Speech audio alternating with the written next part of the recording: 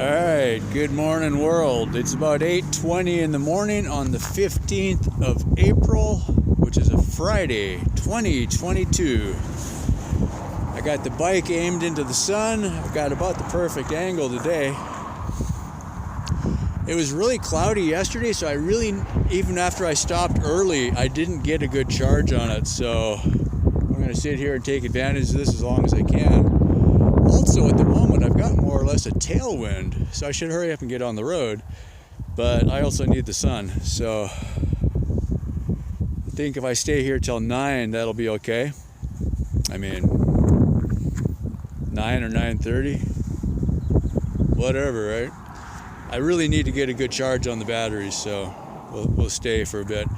I got me a cup of coffee over here and a whole bunch of calories in a bun or something like that, so we should be good there.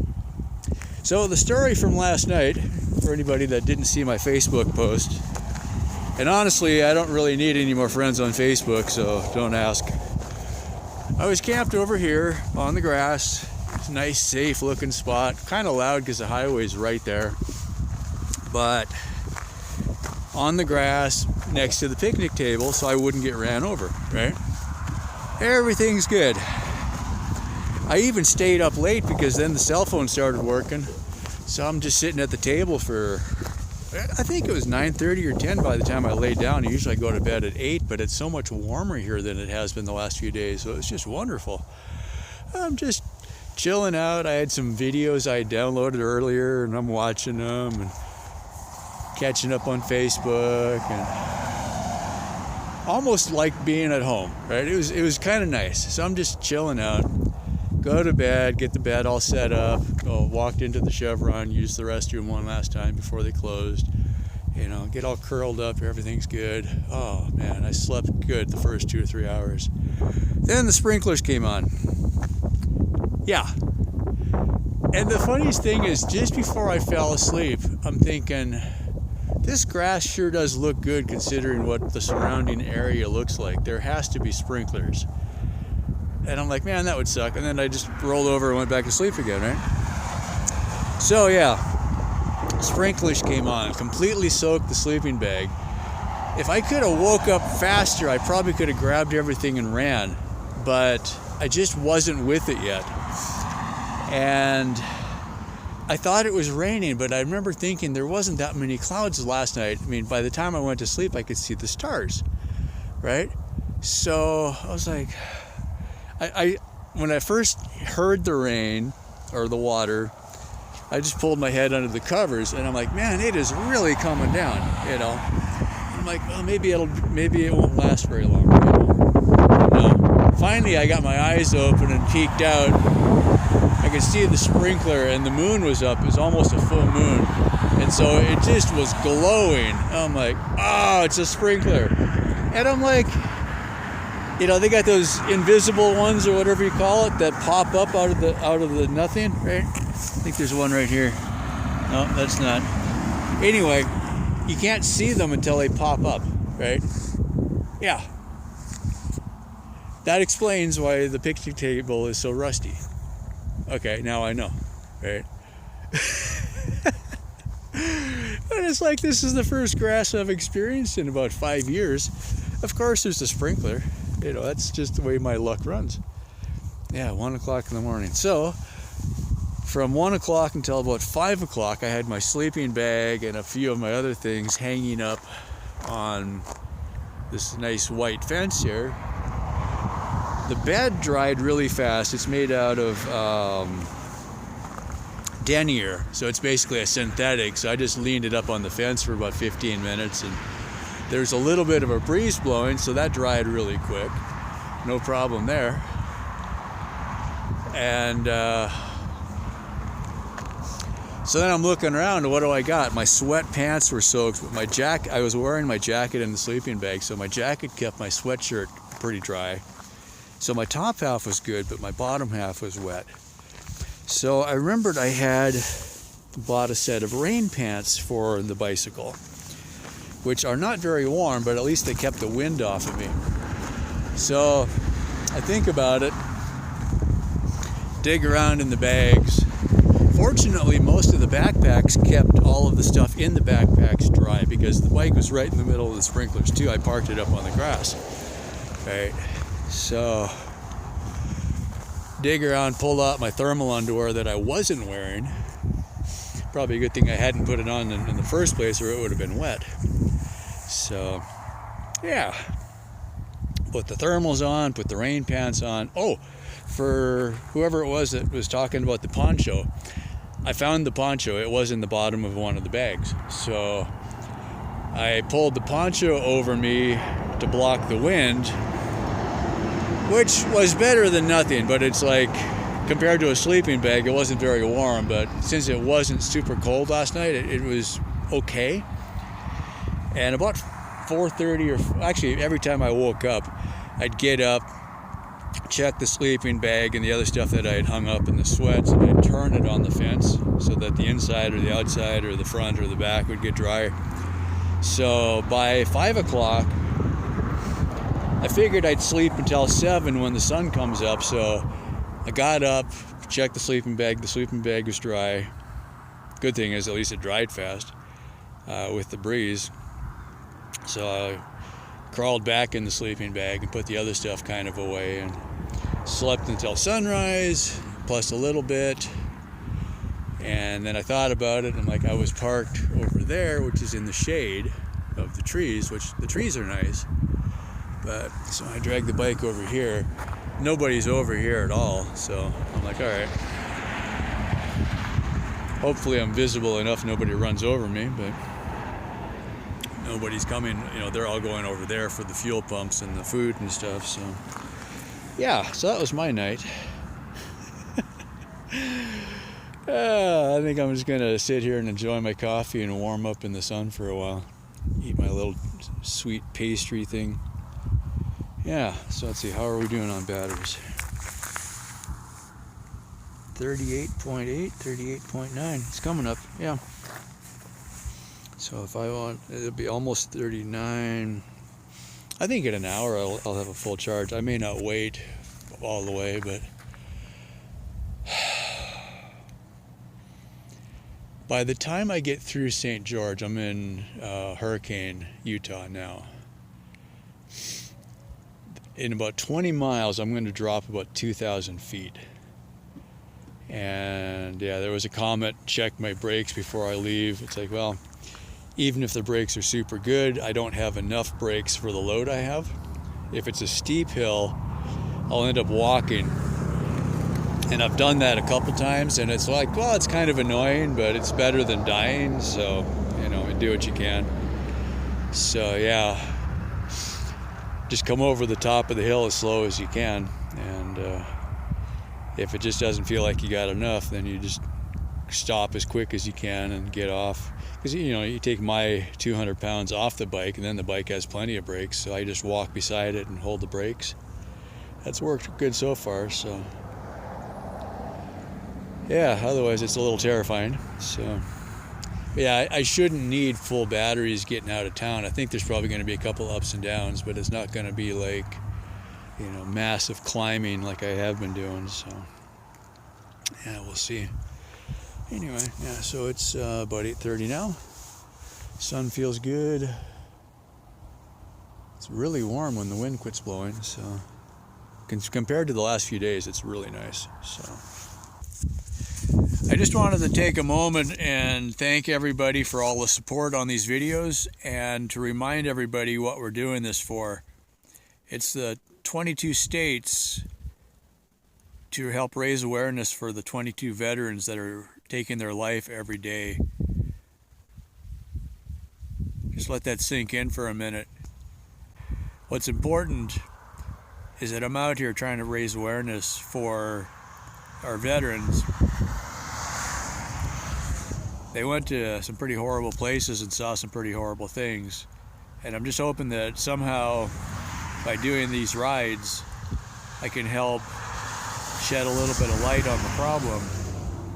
And if you know any veterans, check in on them. And, you know, maybe it's something simple like just, you know, hanging out for a little bit, or maybe you guys go jump on a bike and go for a ride once a week or something like that.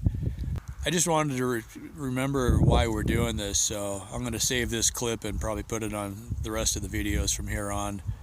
For me, there's a reason, and I hope you guys get that. Some of you do. Thanks, I do appreciate it.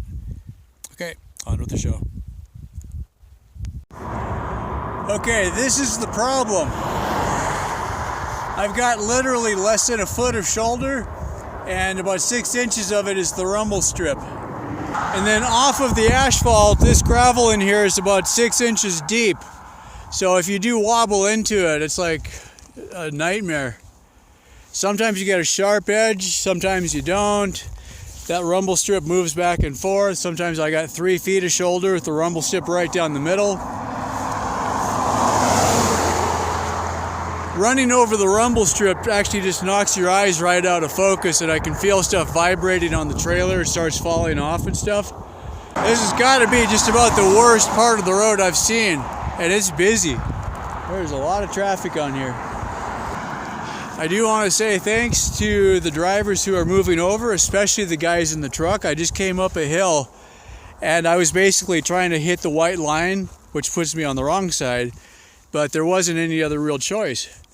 So I would hear the truck slowing down behind me, which I know sucks for the trucks because they had to slow down going up the hill. But they were blocking the other traffic, right? And since nobody else could pass, then everybody had to slow down when they went past me, which did help a lot. But with the amount of noise out here, I can't even hear the trucks behind me sometimes. Yeah, it's just messed up. And I got this little mirror that replaced the bigger mirror that broke off the second day. It's super wide angle. I really can't see somebody until they're just about next to me. And then with the vibration, it's useless. So I know somebody's back there sometimes, but I quite often don't realize how close they are until just as they go past. Not quite as spectacular, but still pretty cool.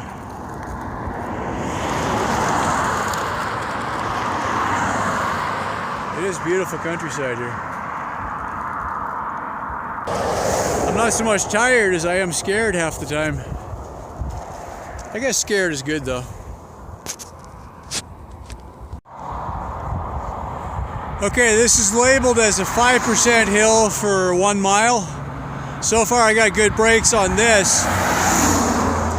So I think 5% I'm okay, but if it gets more than 5%, I might need to get off and walk. Pretty cool looking landscape. Yeah, check out that valley though. Wow. That's pretty nice. Alright, still descending. If I got a straight stretch where I know people can see me, I'm sneaking over onto the road a little bit. And I'm trying to watch for them, but yeah. Check out this view though, man. Perfect time of day because you got enough cross lighting. You can really see the details, all the little shadows there. Hopefully the camera shows that.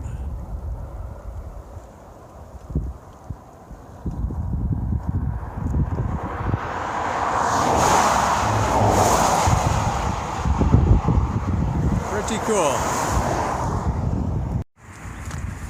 Okay, we survived a couple hours of terror. Between 5% and 7%. Whoever posted earlier about checking my brakes, I was thinking that was coming up later, but maybe we've got another one. Anyway, so I'm at a Walmart that will have Wi-Fi, so I'm going to do a quick video and upload it. Yeah, there was a good part of the road I just walked instead of riding because it was too steep and there was like virtually no shoulder at all. And it was funny when a car's rolling up behind you and they're quiet. I couldn't even tell they were back there. I look back, I have 20 cars trying to get around me, and I'm like, dude, I can't get over any further. You know, I appreciate that they slowed down, but there was no room. Okay, we survived a Walmart. Yay. And literally, I mean, I guess the plan for today is I'm just going to ride as far as I can. And right now conditions are outstanding. Virtually no wind, super good sun. It is so warm. I'm going to take off my pants and just run shorts this afternoon. It's just beautiful. So, yay for that. I just wanted to point out that there is actually a shoulder on this road. That's pretty cool, huh? It's about as big as a lane. And then up ahead, they carved out a bike lane out of the turn lane. So it at least shows me where I'm supposed to be, and maybe they'll see that I'm supposed to be there. So after complaining about the other one, I figured I better show this one. Kind of nice.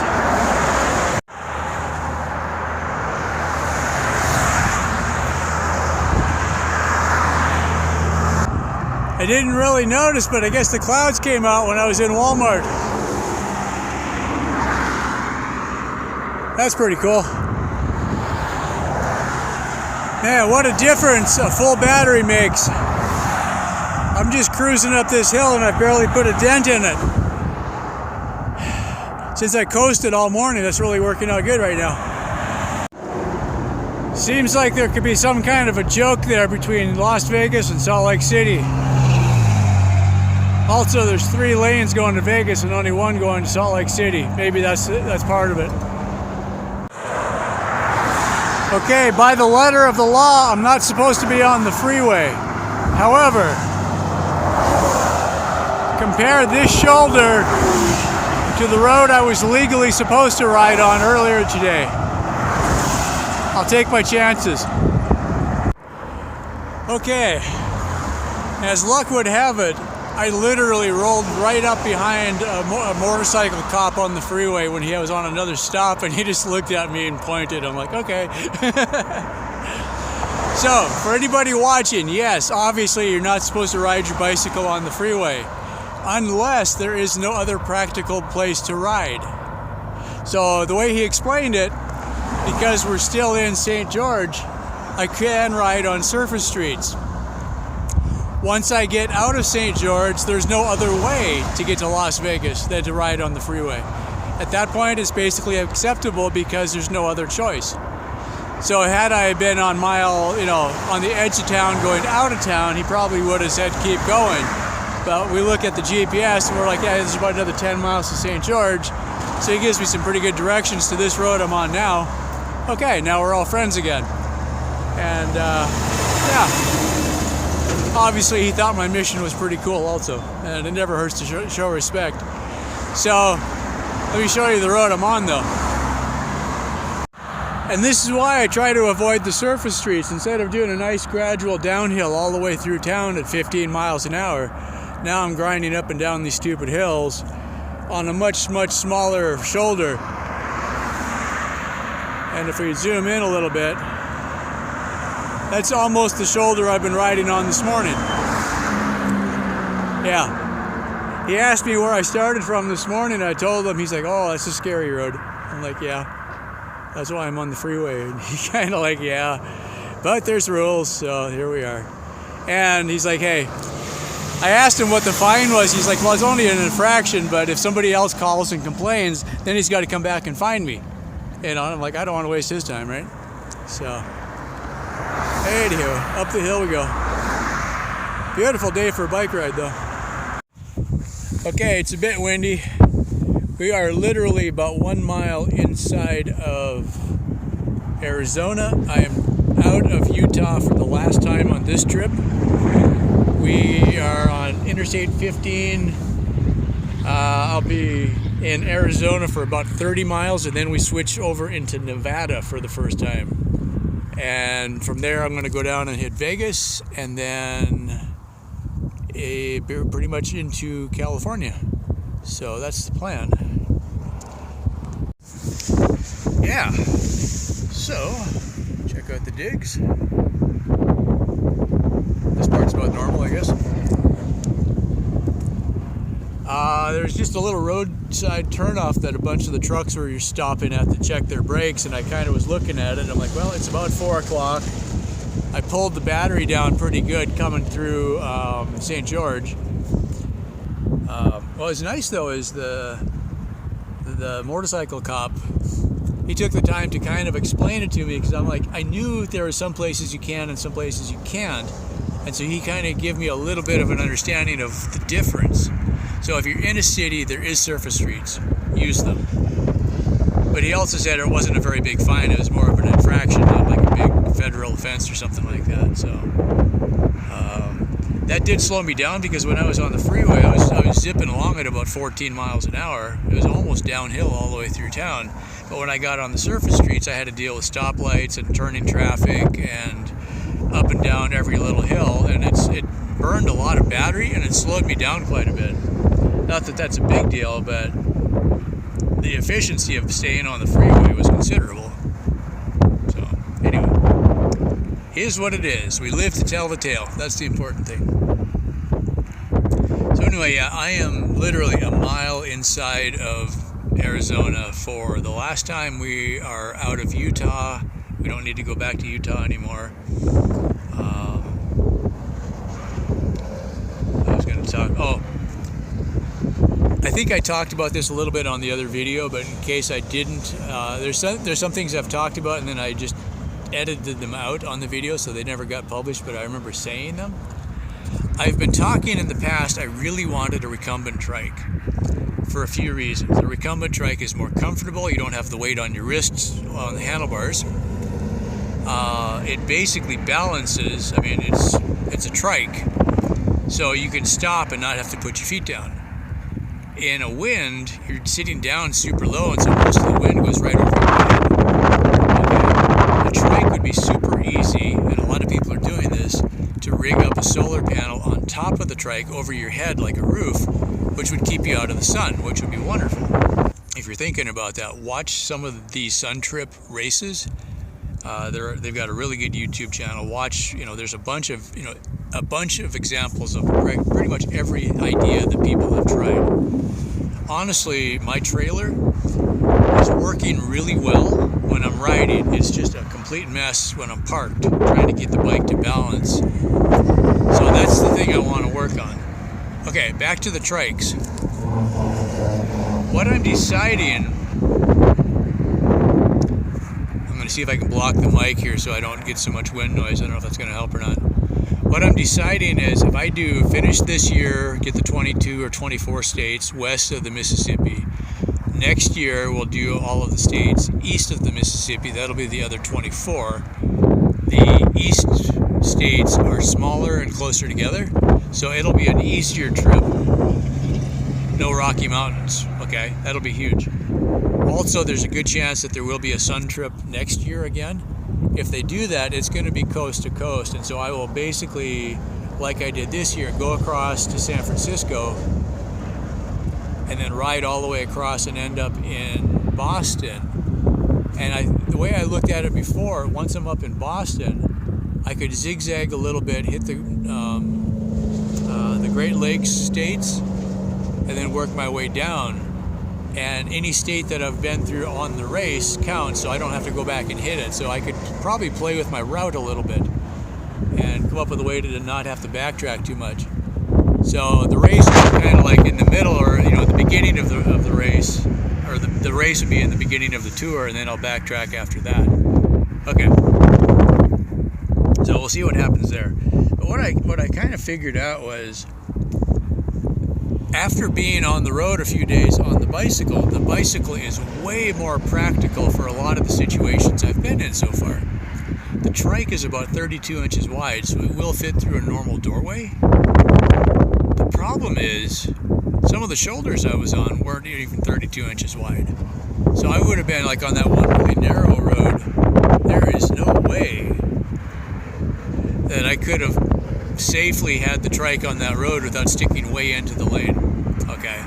Or if you get an uneven surface, the trike could be really squirrely trying to work with that. So the other practical reason, though, what I'm realizing is, if I only do 2022 and 2023, then I'm looking at possibly something like van life after that. So it doesn't make sense to, either out of my own money, which I don't really have anyway, or to ask for sponsorship. It doesn't make any sense to go out and buy a $3,000 or $4,000 trike if I'm only going to use it about one more year probably, unless I do Trans-Canada and the Alaska Highway. The more I think about that, that makes a lot more sense to do with a van than it does on a bicycle. as much as I would really like to say I did it, after some of the experiences on this trip, it just would be really nice to crawl into something that was a shell, like a van, and roll up the windows and maybe start up a little heater and not deal with the weather and the rain and the wind and bugs and wild animals. And yeah, even the motorcycle was kind of dicey on that trip when I did that. So if I cover, this year, next year on the bike, I think I can say I've done enough, and then we'll go probably to a van or something like that. So we'll come back to that part later. So I probably won't be talking about trikes anymore, but if you have any questions, I have done a lot of research on them. When I was talking about Utah, that was one of the considerations, is there's a company called Utah Trikes. That's their website. If you're curious, check them out. They build some of their own trikes and they modify other trikes that they can get. So that would have been a kind of a cool project, to ride a bike to there and pick up the trike and then tow the bike home, or donate it to a Goodwill or something like that. But yeah, the more I think about it, the bike is working pretty well, so it doesn't make sense to go through the expense of a trike. And I looked into some other bikes, but I'm like, if I just got a better, newer mountain bike, even if I spent $500 on one, I would be better off than what I've got now. I could transfer some of my parts over to it and then spend some time on the trailer fine-tuning that, because now that I've used it for a while, I can see some of the things I'd like to change, but it's actually working pretty well. So all things considered, it's good enough not to have just to scrap it and start over again. So it'd be more like, okay, either use it for a template and make another one out of aluminum, which is one possibility. Even though it's way overbuilt, the trailer itself really isn't that heavy. It's all the extra stuff I've got. So if I could leave later in the year to where I didn't need winter gear, and then change out a few things I'm doing, take some of the advice of all the people that are saying to get better clothing. Don't wear sweats. They're bulky and they're heavy, and when they get wet they kill you because the cotton just sucks the life out of you. Okay, so spend a little bit of time getting better riding gear, get a little tent. Although honestly, there has been very few places that I really thought I could set up a tent and not have to mess with it too much. This Army cot is working really good. I can just take it anywhere, set it up, boop, and I'm done. So yeah, that's kind of weird. I might rig a tent onto the Army cot. I've done that before and it works pretty well. So basically you're up off the ground and then you have a tent attached to the top of the Army cot that you crawl into. And it ends up being like a one-man pub tent that's a foot off the ground. It works really well actually, so I might explore that some more. Plus it gives you just the tiniest bit of privacy, or at least the illusion of privacy. Yeah, anyway.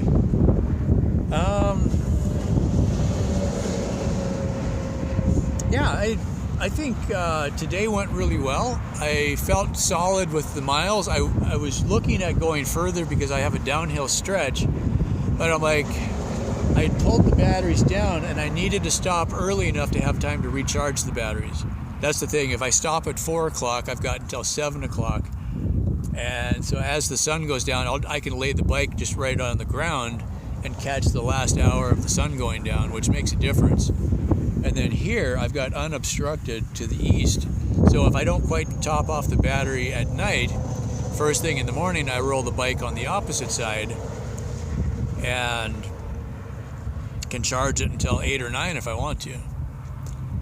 This morning I left camp with the batteries at about 39 or 40, I think, so not quite full.